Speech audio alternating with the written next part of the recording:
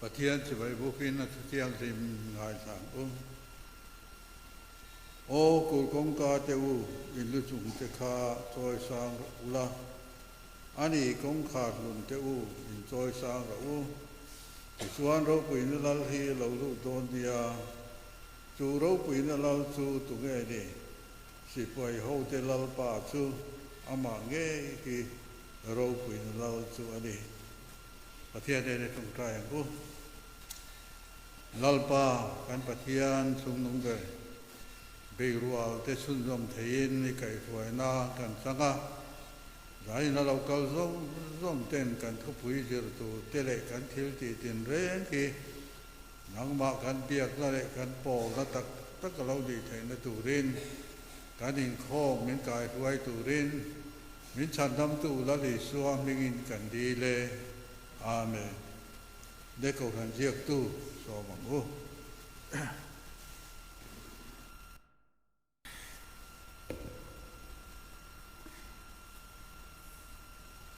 dân khom chân tu nu lam ping khan pui thu pui hong tu nu la beng moi kan thu pui zer tur hi India ram ma chan chin thashir har sat na yani nak tu zir top zan ninga ni zana ninga za nak tu zir top zan hi ko kham pa valai khom ania thu pui zir tur hi chan chin thashir hi ko than mo pur na ni yani niru injin zan in khom chan tu la tan mo yi thu pui hom tu pinalem ruati thu pui zir tur chan chin cha eng kim siam thal na nisari Pathian ni choma Sunday school hi chan tu pinalem pui bial nga na Sunday school zir lai no pang ai sak ti zir turani a zir lai Bible tarlan hi chia turin nulalan nun feli hei mei chia pariat na tin ka chia ra som na ani zir lai te hi hun khata kuvel som zolan zir tir dorani so hu in khom chan tu pilal lian pui lian ni ani nga thu pui Krista ma ya chon min tiru yani thu pui sai tu pilal biak nungi zan thu pui tai mak chole zual ro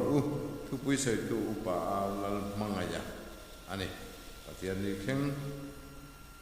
puang photila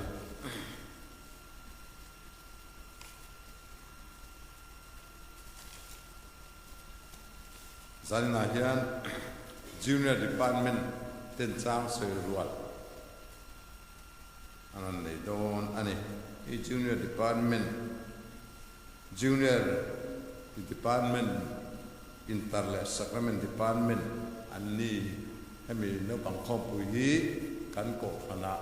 tun Pathian ni lo thleng tun ni lo ale pe ka hian song palia hian helaya kan ko thang bi kina hian khom pui mang don ani zan la hen chang soi ruat anan ti don ani nak tu zirtom ni sohnu dar khata ko fran hola kuan ko han me chiate awareness campaign ni turania member atam tember kal turin ain siatirani nak tu zirtom ni ahun khadar khata ani ko fran hola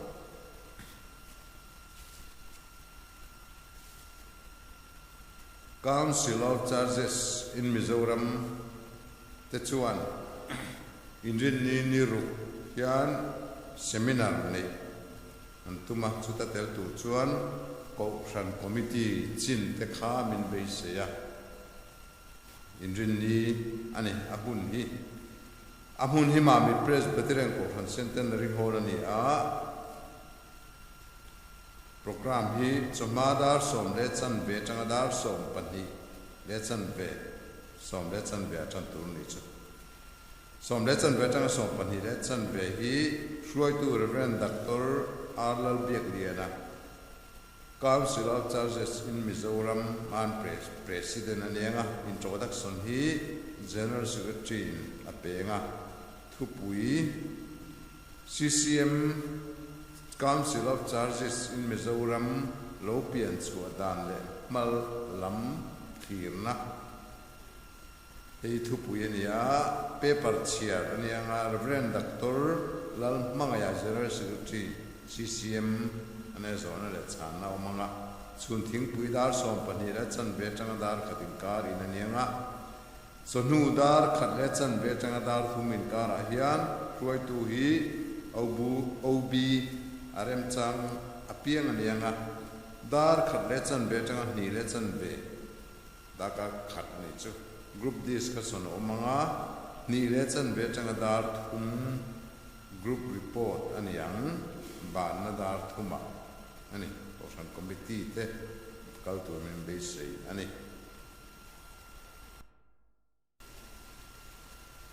tantu so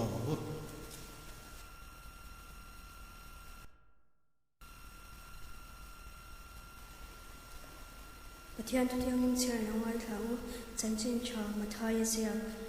bung sum hi pali chang kwa changa chang som pali jang lo ngai thau chumi huna chuan shom tuar turin an man ti rang chewa an ti lumang cheu kaminga wangin nam zong zong hwa tin ni anga chumi huna chuan mi tam tak an tu anga an in man tir to nanga an in hotonang zon nei der tam tak po an lo chhuak anga mi tam tak an ti derang tin swal alo pundo na wangin mi tam zok mangai na chu ala dayanga nima sela atop thlenga tuar pai apia chu mi nge chu chan dami na omanga tin herama chanchin cha hi nam herama chanchin cha hi nam zong zong shia ti na turin khovel zong zong a shilin na omanga chu mi zowa chuan top na chu alo thlenga athu kan chhia te la pan kan za tam nam sop sakro se yo chun chai wo ole pa kamithya du tam mangai tu zarina berwa thu puite jele thei turin heti zat ka shan mi de nangina min shwa khom le vai ni na lom thu kala soye zangina kan thu pui ji tu te po nangin mal mi lo som sakla kan thu pui hong tu pui chataka thu pui te ron hu thei na turin nangin pui pakang che zangin zan khoi ni ve mi nam pui turin chung zong song chui pai so kristar mi kan ron di re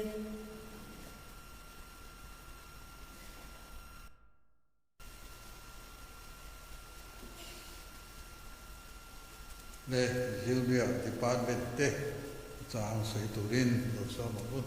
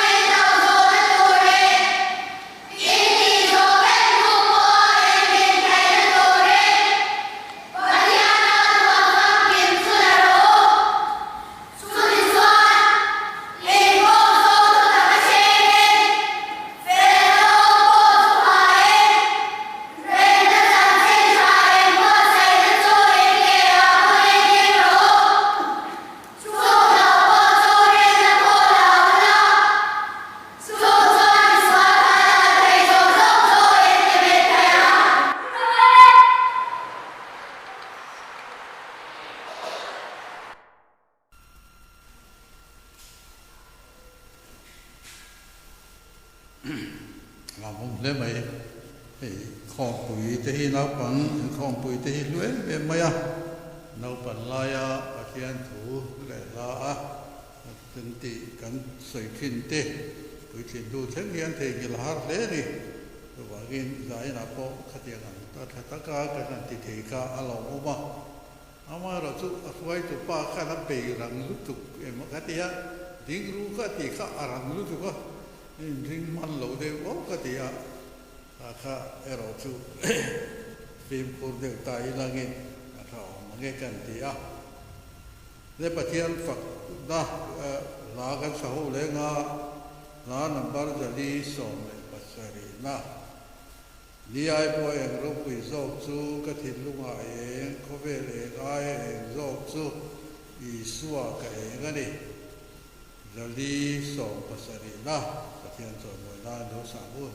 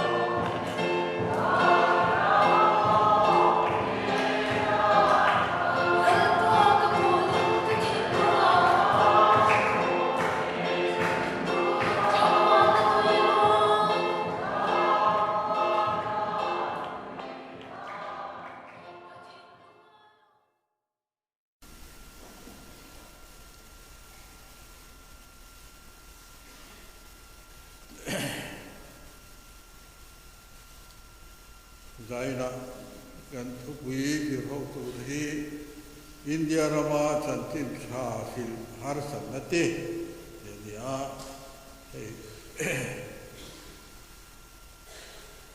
sai ho tu hi tom la ma hian ron da boka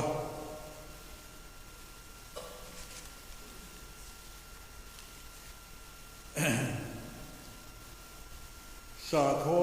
in le khap na dan bo che si lo ba chan tin kha fil zel da o mangem ti le India rama Hindu thi pui le me ki en tia ma chon tu le li ang ti ani bo ka ni le thu pui hong tu som ji ka ko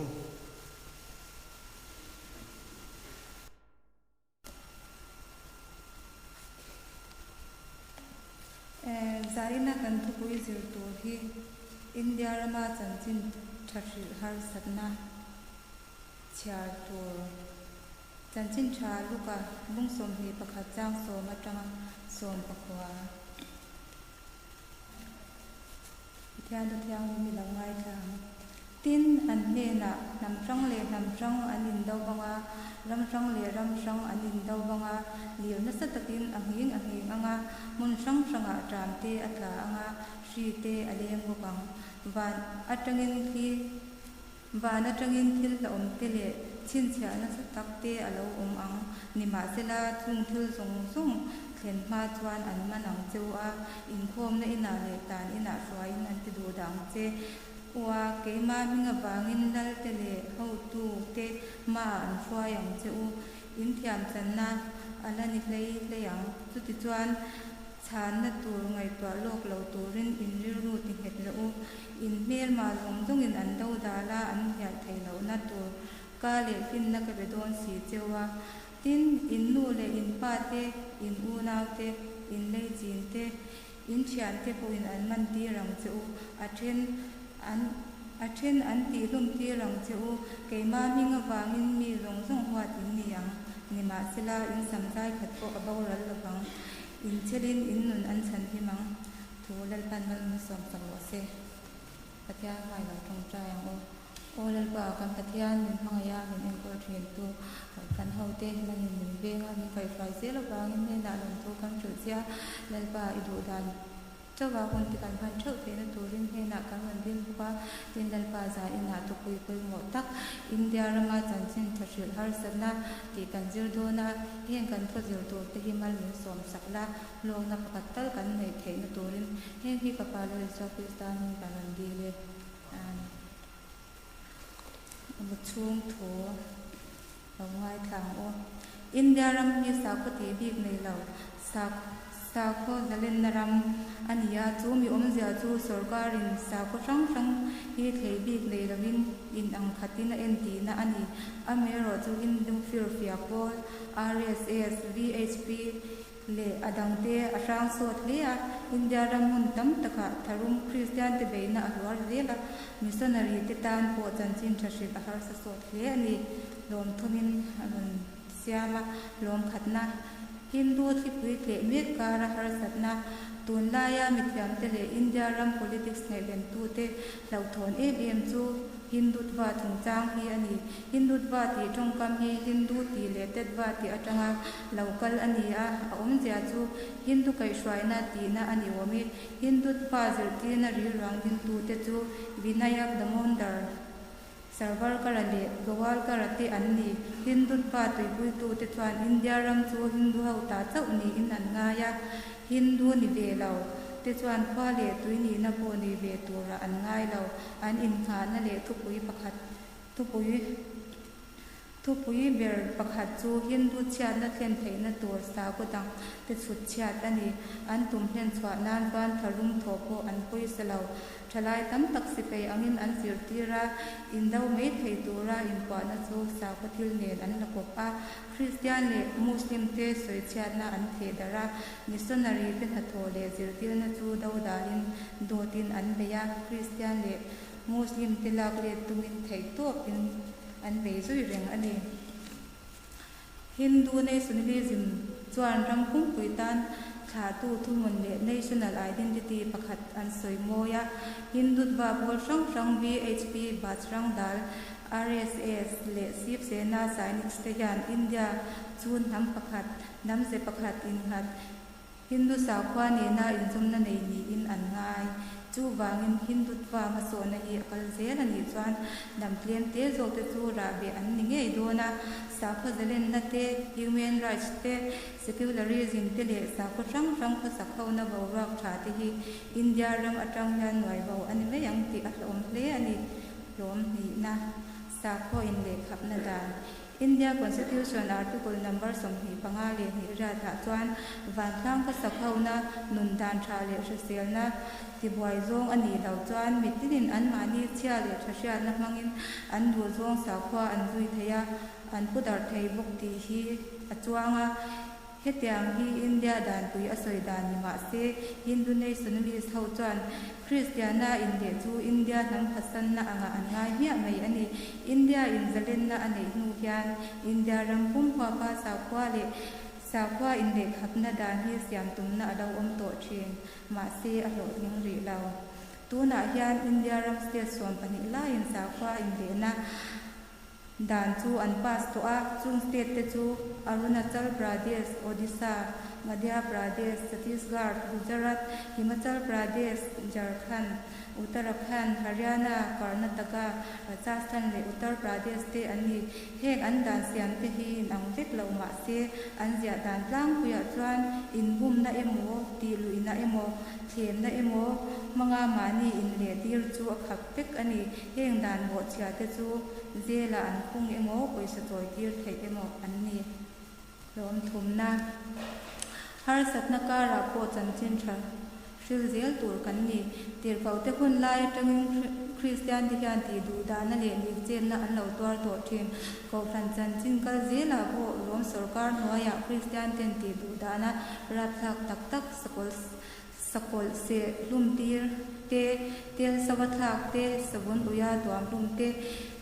Meya Ha Lum Tele Ti Dudana, Titin Ring An Lau Tuar Tortin, Rom Emperor Diocletian Akhang Christianity anti Dudana Sakle Biak in Song Song Ti Chatur Bible le Christian Budang Halik Tur Christian Ti Bungwa Chu Vector in Com Palau Tur Ti into Peka Chua Mase Christian Ti Jimmy Adum Tur Lord Hindodin Ashetalaba Atopa Tuan Anat Na Avang Christian Ti Tung Trai Sakna Angen Tazok Yalani Kan rama po hian har satna ing ange kan haba kan shelaba ma se thil thingin rin omin lo omro ti chuan an nalal khum ka pe ang te ti thutia shereng in chan chin tha shil je lang u ti song ha kan zir lai ani a soi ho to hi kan chiar chwa ka nge pakhat na sa kho in le khapna dan bo che si lawa chanchin tha ril zel dan om angem ti le pani na India rama Hindu thi pui the me hi engtia ma chan to nge ni yang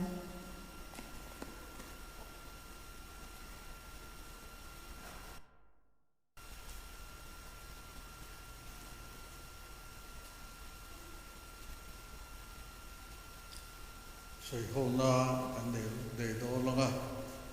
hi pakhat nei sa khwa in le khamna a dan bo che si lawa chanchin tha fil zel dal au mangin ya kan ngai dan te kan rian dan te soyanga tin patina India rama Hindu thipui ke meki etia ma chon tu nge liang ma chon dan tu le ti dan tu te kia de chuan kha te kha sei tu ra ngai ta ila a bu chum thu lama han lu tin du kan le poin le ga da ila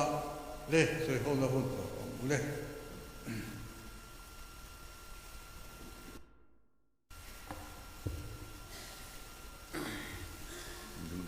zani kan thu pui hi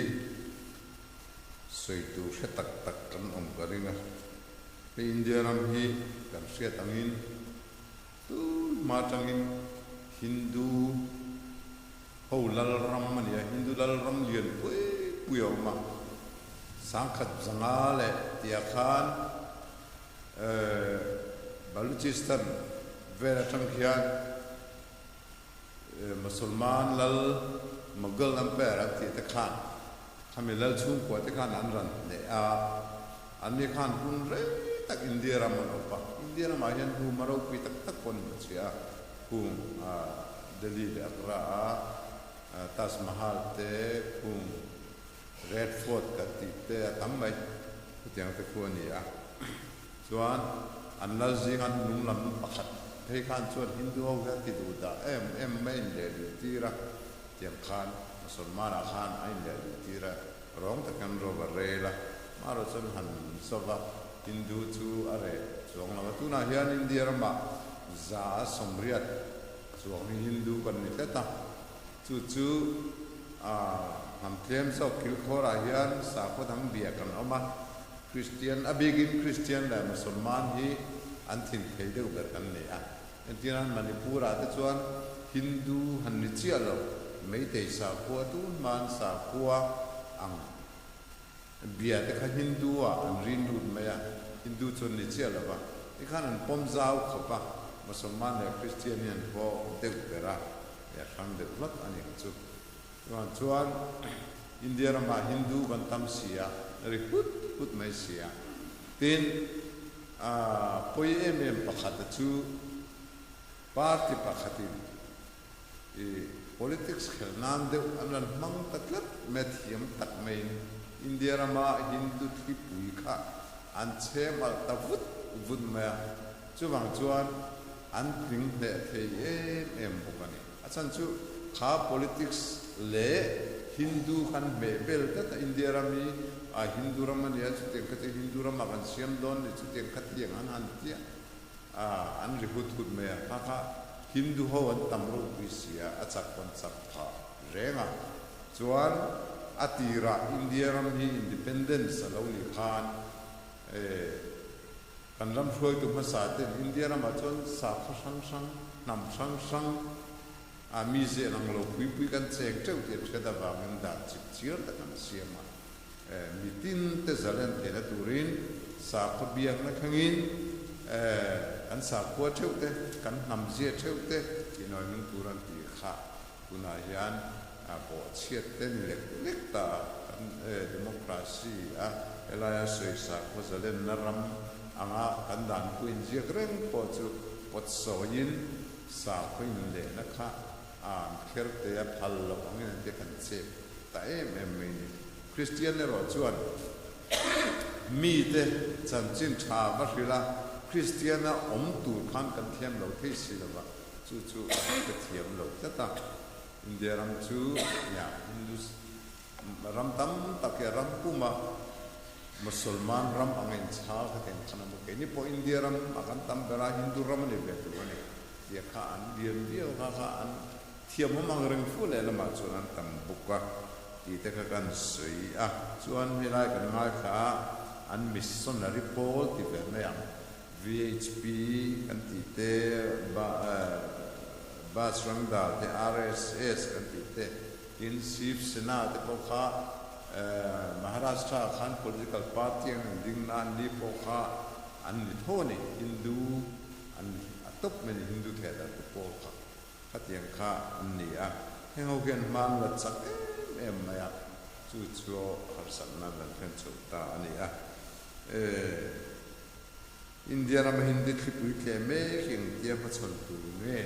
inia maro chu ela paragraph nun berakan siaram yan an set hiam lova haruma he Christian me be chiamon tia tunaya na safilet ingu mazat atam yan mana Rom sarkari alo be wa mase an lo chambeter chu bangin Christian te patian nung bia kan dia bangin kon han ti se an ubet tak tak so chuang lawanga mara chu fing taka kan che te ro chu ngai ti chiang renga Hindu khipui ke me khi ma chon dan tu le hi thiam ngai ko ma hei par ti la ma ain ang lo wangian tam tak chon development a chakang chu mi khmi an ti te ma development ringot hi chak ram ha son na tuan thing ani lo wa ti ta ka se hi chai na ho yan an finga an ram house sia ram le the de te lon an puk ti ra kong cha le lon cha infrastructure an ti tir fak waka an lon view man te to pa chon ha development kong cha te le lon cha te agriculture mun pui tak tak chai na sarkar in siam saka an lo me la kan an ram chang ka ma ti ra kan an thang an ok der chu bangin heng khem na banga development lo o banga lo ti ve ngot ti atik beram o ti thing khan thilom the ania chu bangin he ti pui ke me ki zau ta ka kan mai to ma ya politics ne na me bel te ania bang yan chu man chuan real film ta ka kan lo ti kan lo ma chang ni angai tak mek mo ni sum le pai wang mai ma kan lo ti dual do chuan adik lo be them o ti kha lai pa ni na chan na la hen kan tia tin lo ma chan dan tu te tek te dual le ka ola tu na hian Mizoram ma hian Christian kan ni lo ti pol te non to setana lo be pol te kan non to tin Christian ni chung reng sia ko khan ziding te era pol chu ko kala ti pol te lo ma tu na po hian sa pol chun sa kun ni mo pol en chiram ka rela ang lo te ho pe ye chuan Hindu ho ang lo sum le pai an lo no pang te kha zir na chung cha dan lo thon tha an te kha thaom tak ani lai a thami lo ba tin kan sa kwa he ta kan history kan pi put sa kwa ti tu la ya nge ni ang lo veteran la koi TV phone la aman la in thoi na ti vel mizo sa khobiang na ka ti thar le zuk ti vak te yan heng te hi kan sa kwa kha milai kan ram hoi bek dan te kha duk ti le cho Hindu oi an ma ni peng pa khatan min pom der chuna Manipur ho po me te ho po an pom thap an khan chu wangin he Christian na hemi kan ti da na hi bulzero seti kha te pato pakan chana ngai ani chu cha do na tam koi mo kom mai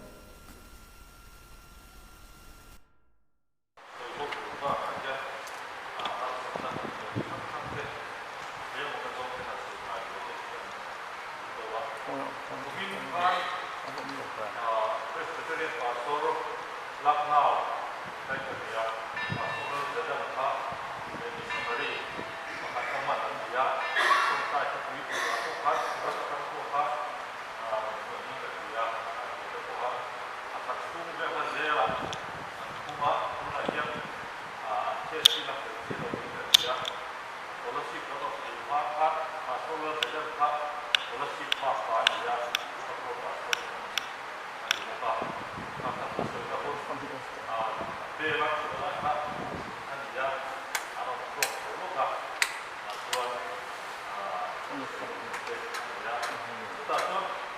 an man ta ka ho mo ya sak ram ya an ke do na dam lo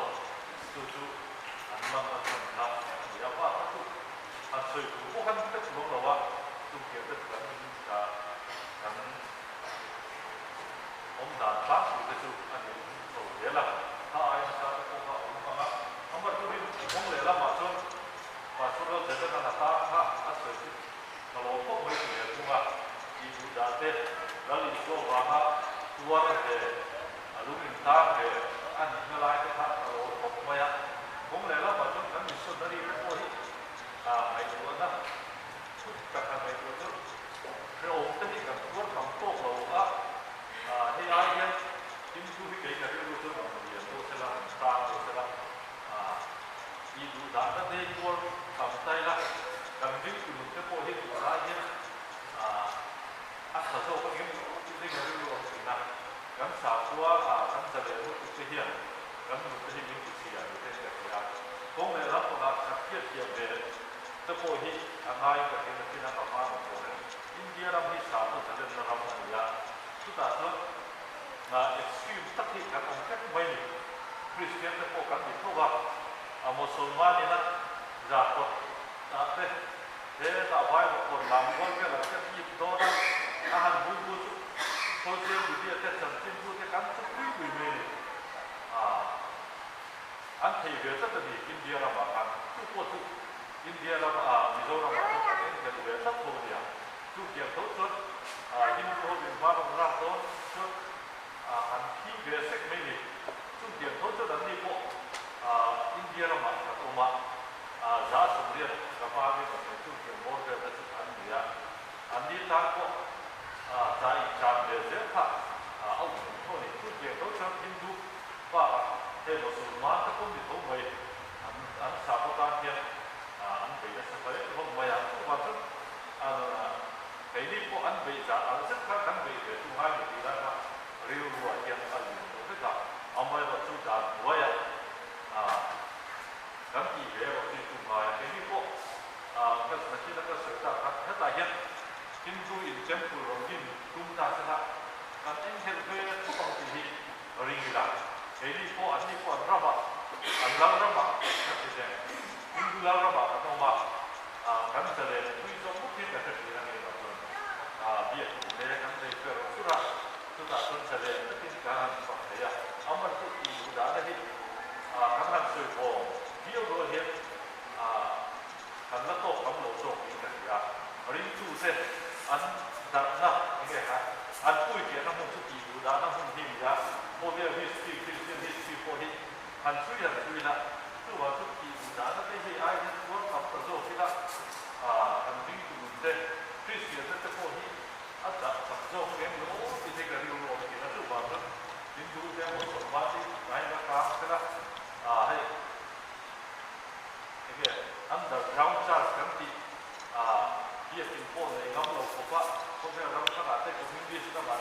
ada info ayam apa itu dalam tu boleh hey tapi kita United Kingdom ni satu yang bisa kerja lo apa tu lo apa boleh nak kita atau hasil saya lah dia Hindu hote an skip so le je la Hindu dal ma ka tong mio wa ngin ti lo ka tong to he ke po ma yen sin ta ka ro po te po ha ni ko la ama patna ka ke su pa ka so dari o ta ya ite ti mi na ma ke su ko ti ko me te hi are cha ke ke po lo wa yam ta ka ka ti ra ya a cha le to na me ne ko sa ya ne ko mo hi ka ko la ti tu ta tu rồi số in ring thang tất cả anh đâu để tu thì là cái phát triển của khối thế in anh thì là cái kia có lái à nào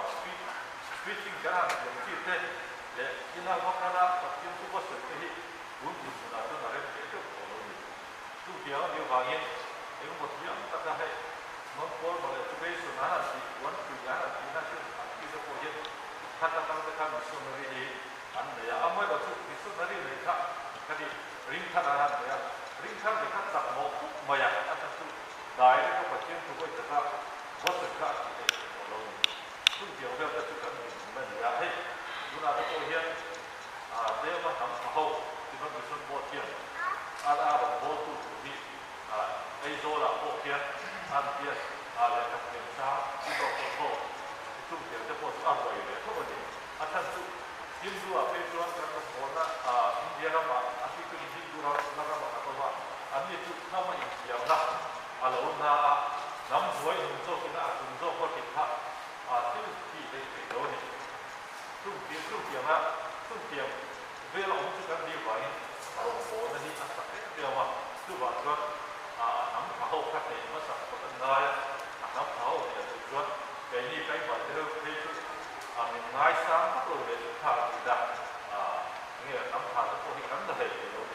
就把这些大堂这个都在，然后这个那这些啊，我是也不要这就赶紧从那里这些我没来的，就拿一个说赶紧去做拿呀，就给妈给了就地主的那些哎的都上面了那如果把这对对上他们不去用到它，赶紧说那里赶紧我那被工人来把说。按照后生活的后跟看看他的有那现他这个是用他每次吧你做这回来一天了嘛就咱把说的你说press 这点把说的我们上出的这来打的把你把说了这样看是的这个那我们不是出去跟把说的我的这打的那种我的就点火的这种，可能后来那么这个就是，跟那家的人头颅摸的，那就是比如现在也在工厂我们睇安利波米多了嘛，说印度那个东西，这个是马那个东西，这个是他相对的也好嘛，每地方讲我也来说的呀，后来这个讲这个不来的多。我们我做后天地会上公益活动的这种的时间，给马这个做不要低落的时间，人呐，给马这个人呐，他做专帮的你也来给他，比如说了人呐，古玩还有什么做这个的跟人呐他们老的这个时间，他们就我的我就这个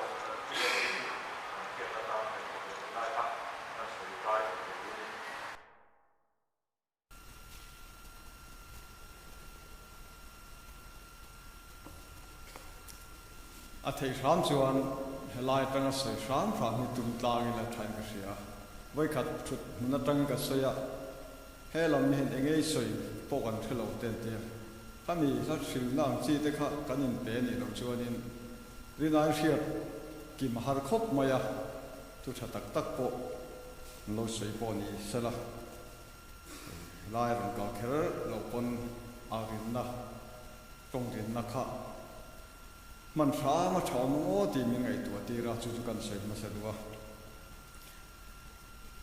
kan zir lai lam sei main ei lo pang khom pui tu choli khan intisial te en sinna de han le ya ei tu lai hianin kan sinot worship committee hianin trong man chung chang hi adi man hi angai poimo em kan zira tuntuma kan zira khana tel chial na nga ahma ren chu thoma hova kan zira te po khana oma chu hami tu la kan ngai tha pathian thu inam chiar soi akha endik tu te hian eng ang nge an ngai chu ka hremi lowa kan lam dan dik lo adik a man rang dan zong te wa tin zirtir tu pakhat chu ka khila mani lo ka kila kan soi ho to poka ma se mthil kim lo nge tul kan tilem lo nge ni chu ka khelo wa zirtir tu tena kan zabaya kan khia ta tan han soi thar le ga tuwa allo strict bia bani chuan point kan pai theina all samte jana kan ngai tha khan FSC bungru ti top khan ni ta FSC bungru chu seilut bungru top khan ni chu wangin FSC bungru na ti turani chu Synod Worship Committee na Kokran ho te min du da na ni achang ka chule kan lo ti kel thelo ni pon achang theng pokhan chang sari tanga chang som pas palina na kha tel turin min duwa khami kha endik tu ten anlostik deu chuan kan tlavek don khamia khan ti kha ka khila khania zain po khan chu tiang thia chuan kan ngai thalea enge ni zirti tulam ten in ngai dan chu ka khela ba sinod du dan ero chu kanin sil hanin sil siap kha kanin sil ka thain ka khia chu kan sai ma sa duwa ne hei India rama Hindu thi pui tle me kheng ti ama chon tu nge yang ti hi sia thiam har khom mai lali suan min du dan hi ram tina kalula thil siap zong zong he ra chuan chan chen thai hru ro ti hi eng china hiam nge kan re punang shil kha kan mo phul na ania ming zia ka Christian in le tiran sa khon na te tanga lat pe na khatiang ti te kha a hom tel zelam chu he tu gan ka khalaba khelo te he na shil thi kan mo na lian tak chu ani phot maya kan sa khuwa hi a boi thla ge men na chu nian sir ka ngai thak tong khan kan India ram shoi tu ma sa te chuan pangpa ti sang pangpa hon moi taka ma ni anga pa chua moi taka kho ang min hu lain ke ni chuan kan par ang ni lo kha bat hia a kan para be ti ri kan tungar ngat ani ba hian an lam tang ni lovin an lama thirna tang chuan ni sual ni pohilo hloila mani sa khona kalpui mai lowa midang tibuai ang tepon mingai ma se amo mi lowa amaro chu hakaseng khom na kan thona khan aken telani si chuan ani ngai da ngot khachu ani thei bik lowa chu di boi tha ge mem chu ani chuan tel thata ge no maya ahuna anti turan ti maya kan ma te po tu ma hian ti be lo ba hian e boina pon to lu tuk lowa hemia hian tuna afir fia kho kan han ti zinga hian RSS an lar le mai le zwala parliament a khuan apoi em chu tuna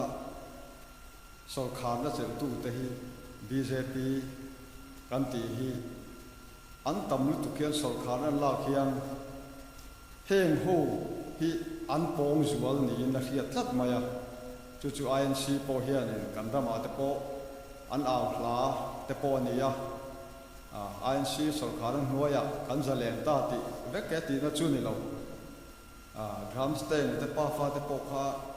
ora sarkar lai di ka sia thawana atiang khoi ma chu thleng reng na chungin heng ho ala lungrun ho hi BJP sarkar an huaya hian antal nangam bi ka chu alin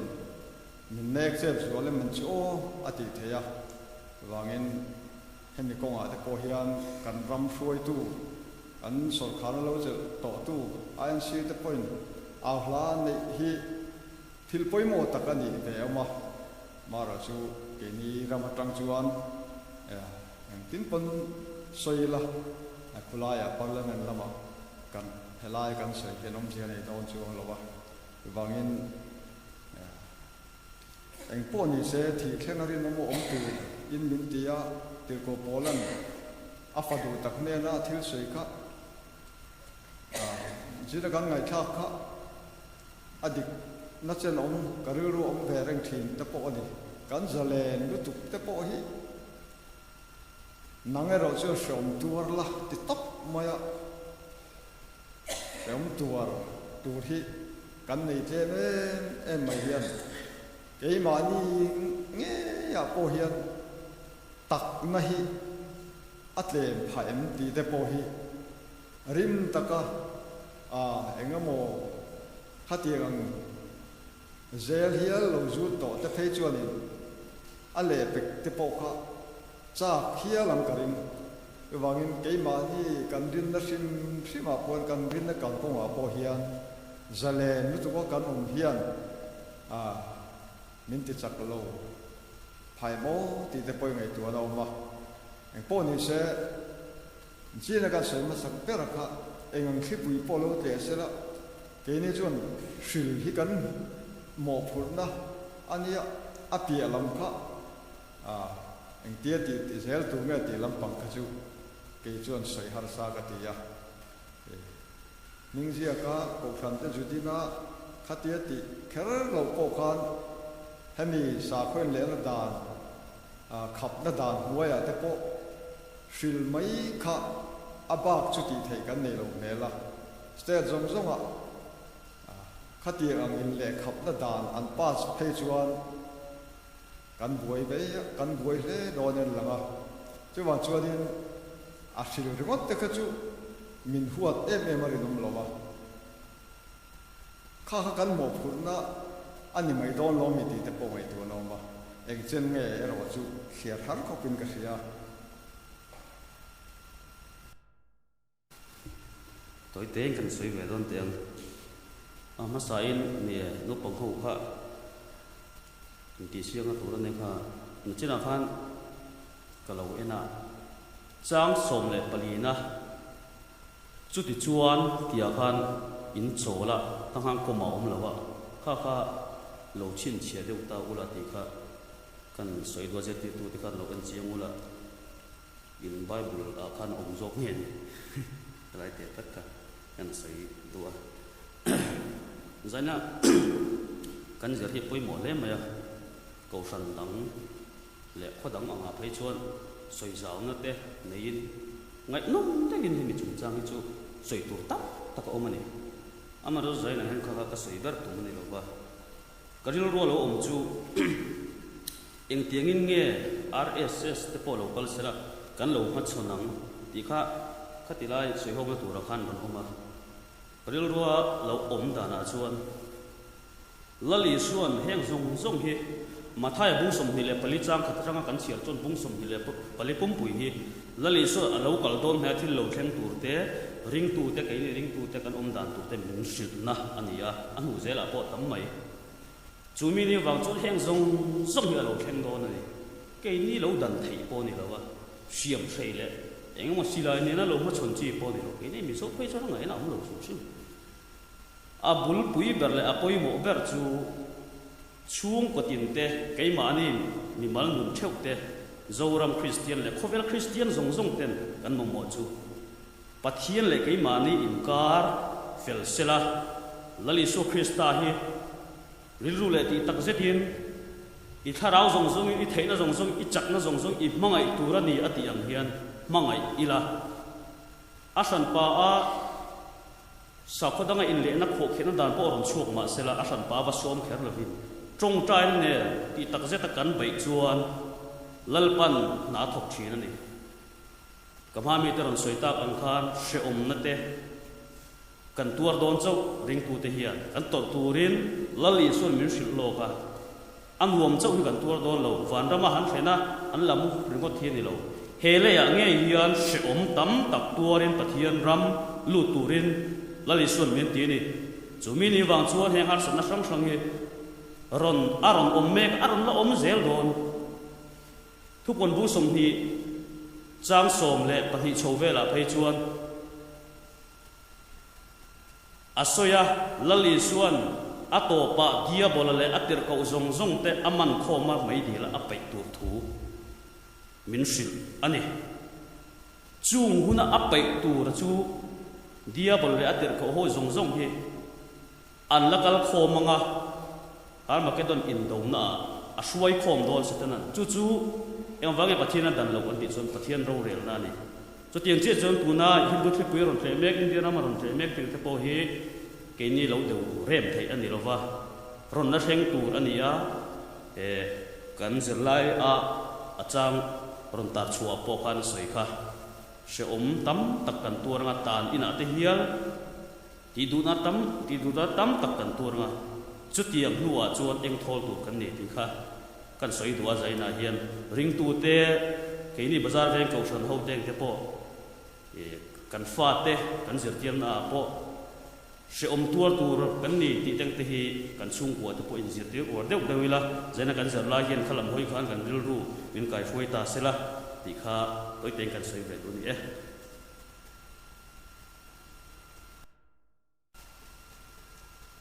Một cái khác là sự diêm diêm mà riêng tu nhị thế hồi một phút mấy à thì ra là cái gì lại cái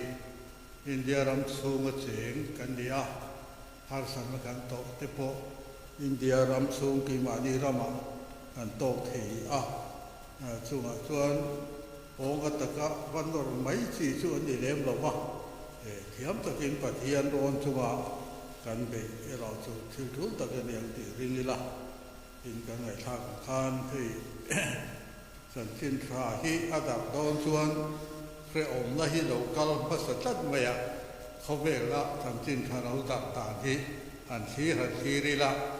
พระองค์ละที่โอละเดียวพวกคานเสียงในนั้นพวกเช่นเทียมมาเช่ก็ตาคานอันด้วยสวงเราว่าอันกัลเราสวงเราว่าข้าเคยริงตัวหนุนด่านตัวจุอันนี้ไม่อะเอาเสียตะการจนเฮติลายติเกกันมาชนังอันที่โปหาสนับโปเราเซ็งเสละคริสต์กันที่ในผัดเราว่ากันดิดสันปุยขากันบอกคนนะอันนี้ไม่อะเกี่ยกันที่รู้อาเฮียนชวนอินเดียเราเหมือนกันทิ้งขากันต้องเวดอนตอนนี้ที่ได้รู้กันในนักจูฮินดูเขาเรื่องปองตะวักไม่ได้ฉันสิ้นทำมันรัวชนิดเวทัดไม่เขาเวลกันเสียรินอินเดียเราคริสเตียนนักกันหนุเทโลนับประคัดอาจูสาวเขาจะเล่นนักกันในวางคานขัดเตียงอังกีดูตาไม่ได้ปอกาอาตัมเทโลว่าซึ่งว่าบางส่วนมิสซอนนารีมาตาที่เซนฮีฉันสิ้นชัดจีนี่ทีนี้ท่านไปทุกวันที่เส้นที่เรารวมเกมเดียวกันนี่ตัวเลยทุกวันจนสันจินขาเชื่อเต็มตัวจนนุนนั่นต้องตักเส้นแต่พอเฮสันจินขาวางเฮียนอะไรไงโดนนั่นดิจงตัวจนเกมมานี่คริสต์และเกมมานี่การเราก็จูกันบิเชียนเล่ไงโดนอันนี้ริชาร์ดวันเราหนักแต่พอเขากันเสียมิโซรามาเราก็ละผมมีนิสรามาปังตีเสียเราไล่องค์วังเราเวนตีขบข้าอันนี้บิโซรามาเรากัลคานอันนั้นลีมาอกรข้าเสียเราไล่บางเด่นตีก็มีนิสโซวินาสุสักนะไม่รู้จุข้าขันไม่รู้ว่าข้ามีเสียรปะคดีนัดจันจินข้าอินะมาอันนั้นเนี่ยตานะคะอาทิตย์ตะวันกินก็มีนิสรามาปกติเล่ไม่ทีนั่นนี่สู้ริงตูนี่ด่านตัวสู้อันนี้โลกะเรื่องมาชวนกันจะเล่นนะฮีปะเทียนรูปเป็นอายินปะเทียนตัวเราซองที่นานกันบางทีนะริงตูก็มีนี่ชวนมาจะชวนริงตูที่ฮีโพลที่ข้าใส่องค์เทละวันนี้แล้วลิสุคริสต์ริงตูอันนี้ขันชวนอัตโตไม่นี่โพลกันใส่ยันชวนจะเล่นนะกันนะอาทิตย์นั่นนี่ก็มีนี่สมัครจุดยังก็ใส่ไปเท่าแล้วลิสวรินตัวนี้ข้างสุดตกไปเขาขันตีเฮียนข้าเทียงข้างเกณีโป้ติละมินทุนอีลาเดละวันนี้ส่งเทจูริลวาเขอีลาว่าเส้นตะการอินโปโลถึงเสนามาสมตุระอันนี้บัวเสไปหมอเมที่อันฟักินกันได้หูอัง